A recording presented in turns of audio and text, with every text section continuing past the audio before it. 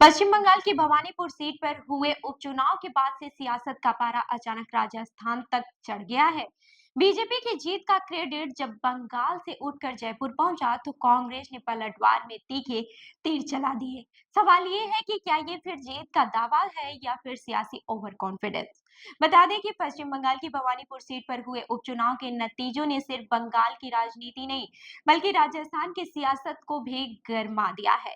BJP नेता शुभेंदु अधिकारी ने इस जीत का पूरा श्रेय राजस्थान के वरिष्ठ नेता राजेंद्र राठौर और उनकी टीम को दिया। बस फिर क्या था। इस बयान ने राजनीतिक गलियारों में नई बहस छेड़ दी है। जयपुर में जब इस मुद्दे पर गोविंद सिंह डोटासरा से सवाल किया गया तो उन्होंने इसे अजीबोगरीब करार देते हुए बीजेपी के दांव पर तीखा हमला बोला। डोटासरा ने बिना किसी झिझक के कहा कि जो नेता अपने ही राज्य में अपनी सीट नहीं बचा पाए वे दूसरे राज्य में जीत की रणनीति कैसे बचा सकते हैं। उन्होंने सीधे तौर पर कैलाश चौधरी और अरुण चतुर्वेदी का नाम लेते हुए तंज कसा कि ये वही नेता है जो राजस्थान में खुद को साबित नहीं कर पाए। ऐसे में बंगाल में उनकी भूमिका बताना सिर्फ क्रेडिट लेने की राजनीति है। बता दें कि डोटासरा ने आगे कांग्रेस की रणनीति को भी सामने रखा। उन्होंने कहा कि उनकी पार्टी में दिखावे की राजनीति नहीं होती है बल्कि योग्य और जीत दिलाने वाले नेताओं को ही जिम्मेदारी दी जाती है।